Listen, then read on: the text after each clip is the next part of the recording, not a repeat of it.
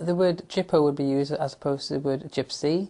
It was considered socially acceptable to verbally abuse a person from the gypsy, Roma or traveller background.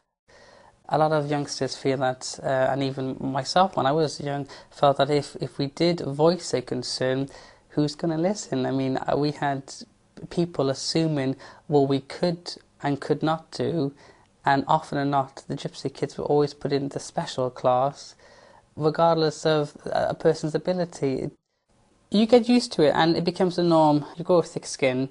You almost expect to be verbally abused. I was in a car recently and someone said, "Oh, I look like a gyppo."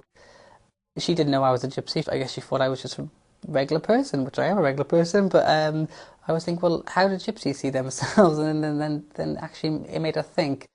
And so I didn't actually identify myself as a Romany Gypsy for like many years. And even when I went to university, I just wanted to be normal. I didn't want any aggro. I just wanted to be a regular person and have the same opportunities that anyone else has.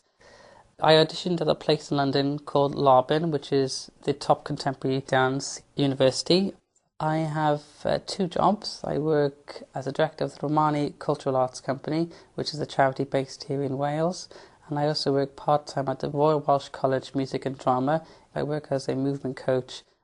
I mean, a lot of people think gypsies don't pay taxes. They think they're very dirty. We do pay taxes. Our caravans are very clean and very tidy. If you go in a gypsy home, it's spotless. The community take care of the children. So if you see a child on site in potential harm, regardless of the fact if that's not your child or whatever, you would intervene to make sure that the child is safe. So the whole community raised the children, which actually is quite nice. That's something to actually feel quite proud of. I think things are getting better, but sometimes it feels like you have the white British community, then you have the BME community, and at the very bottom is the Gypsy and Traveller community right by themselves. I did a mentoring program with the Welsh Assembly Government, and I learned how positive a role model can be. It is scary because, I'm not trained to be a role model, but it is wonderful to see that youngsters in school now are actually self-identifying themselves as a gypsy and a traveller, actually saying, I'm a gypsy and traveller, and that's quite nice to see because, when I was a kid, nobody would do that at all, and that's a nice change.